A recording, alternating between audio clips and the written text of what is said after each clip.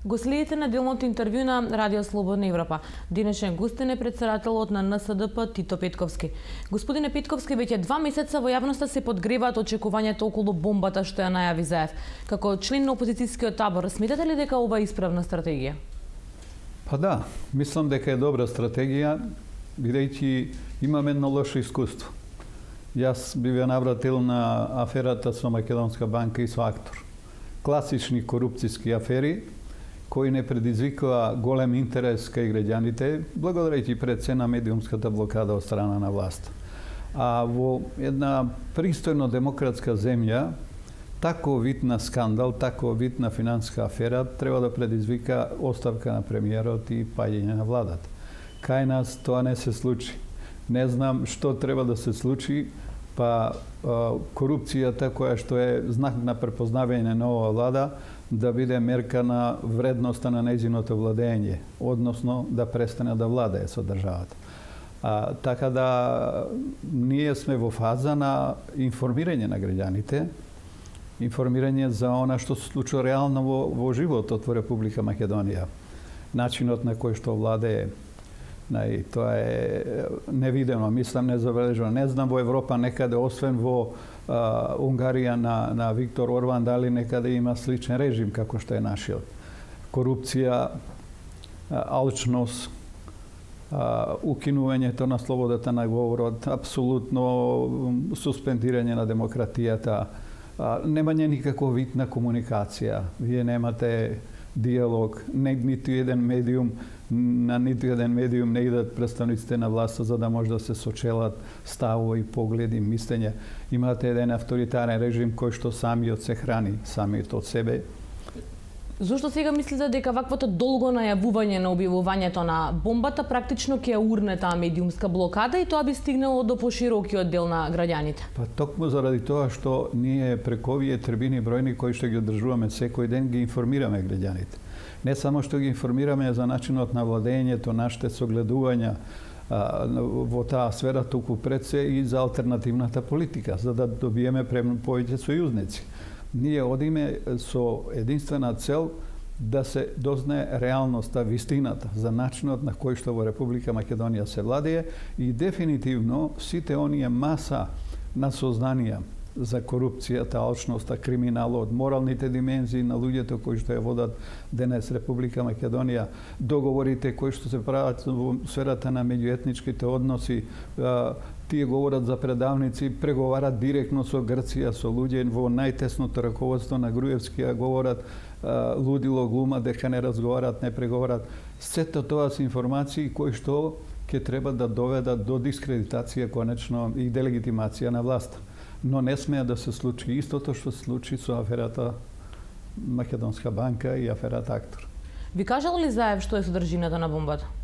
Па, знаете, бомбата значи збир на различни документи, сознанија, докази, релевантни факти и така натаму за начинот на владењето, односно за бескрупулозноста на власта во сите сфери на животот. И се разбира, нити имам право, нити имам мандат да ги кажувам деталите, но цврсто сум уверен дека тие се многу силни. Јас му верував на господин Заев дека и она што не го знам, да речеме, дека исто така има таква силина како што тоа што го знам. Господине Петковски, видите дека знаете содржината на бомбата. Мислите ли дека таа има моќ како што вели Заев, Груевски сам да замине од власт за 3 дена? Па ја не знам. Предпоставувам дека убеденоста има основ. Ако и кажам дека сознанието за, односно аферата за Македонска банка и за Актор се обична играчка према фактите со кои што располага Заев, сами судите. Имате ли притисок од пратениците од вашата партија да го прифатат мандатот и да се вратат во собранието? Не, во НСДП немаше. Од самиот нема таква појава. Од самиот старт, кога се определивме да не ги признаеме изборите, легитимитетот, ние рековме, веднаш ги вративме мандатите, значи собранието можеше веднаш и да не ги прифати, да не ги да не ги верификува мандатите. Тоа органите на партијата ја потврдија таа волја на нашите пратеници и до ден денес немаме никакви проблеми на тој план, нити пак има желба артикулирано некој поинаку да се однесува надвор од утврдената договорената политика. Ве поддржуваат ли странците во одлуката за бојкотот на собранието? Знаете, странците во принцип, говорам за европските институции, не признаваат бојкот како мерка на политичка борба. Меѓутоа, не го ни негират нејзината легитимност.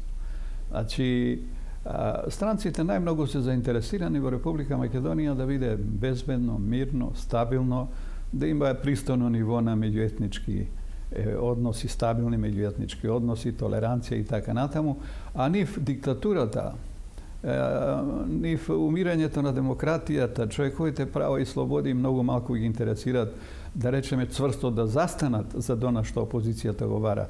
Независно што во извештаите на Европската комисија за прогресот на Македонија за секоја година, тие кажуваат што мислат за сите овие цени на животот и тие се поразителни. Значи не станува збор само за проблемот со името, што не сме веќе почнале преговори со Европската Унија, туку веќе се доведуваат во прашање елементарните копенхашките критериуми. И во сферата на корупцијата, на криминалот, владењето на правото, слободното судство, медиумите и така натаму, сето тоа Македонија практично назадува. Во меѓувреме од неколку места, вклучително и од странски медиуми, се слушаат евентуални гласини дека е можно скоро решавање на проблемот за името. Какво е вашето очекување? Може ли тоа да се реши во скоро време? Не. Јас не верувам познавајќи го Груевски. И мислам дека проектот за хеленизација на Македонија е грчки проект, кој практично Самарас и Никола Груевски многу успешно го спроведуваат, со единствена намера да останат што подолго на власт. Решавањето на проблемот со името практично ќе го делегитимира Груевски како сериозен политички играч, бидејќи целокупната негова политика и филозофијата на неговото владење се темелеше на предпоставката на името, него да името, сите други се предавници кои на таа тема разговарат, а тој е свесен дека без компромис нема решение. Меѓутоа, исто така е свесен ако направи компромисот, треба тој да го направи и практично ореолот на предавниците ќе биде адресиран директно на него, бидејќи тој и по дефиниција, ако треба и да се оди на референдум, нели, околу името како што стои во нивната политичка програма, тој треба да го даде предлогот како треба да гласи името, односно како треба да гласи прашањето за референдум. Јас воопште не сум оптимист, бидејќи тоа не му одговара. Тоа е најсилната карта на која што игра Груевски и најсилната карта на која што го темели за сегашното негово владење, практично борба со сите предавници како Дон Кихот со ветрници. Партиите од албанскиот политички блок се доста затворени за опозицијата. Дуи ги повторува речиси истите ставови како ВМРО ДПМН во однос на бојкотот на опозицијата, а ДП одамна нема соработка со вас. Имате ли соработка со некакви представници на албанскиот политички фактор во Македонија? Објективно, владењето на Груевски и Ахмети е како два браќа близнаци. Нивната политика се темели на многу слични основи. И јас сум цврсто убеден дека најсилниот адут, најсилната карта што има Груевски во своја рака се хашките случаи, бидејќи на противзаконит, противуставен начин беше амнестирано водството на она, Груевски сите тие предмети ги има во фиока и така го држи под тенок мраз Али Ахмети и Дуи, доколку промовираат, артикулираат поинаква политика, тој може во секој момент да ги извади документите и да биде, бидејќи не застарева, злосторствата против човештвото не застаруваат. Тоа е основната причина зашто Дуи се држи така верно, слугански би рекол кон политиката на ВМРО. Ние разговараме објективно и со Дуи разговараме, со ДП не разговараме, бидејќи не работиме на слична бранова должнина, но за нас многу посилни се контактите со албанските интелектуалци и она што сега се артикулира како нова можност за формирање на нова политичка партија и она што Струшкиот градоначелник го промовира исто како идеја, како некоја алтернатива. Тие за нас се многу поприфатливи политички идеи отколку да речеме она што во политиката го практикува денес ДПА или особено Дуи. Имате контакти со нив, со Беса мислите и со Зиеден Сил? Да. Господине Петковски, ви благодарам на одвоеното време. Благодарам јас на поканата.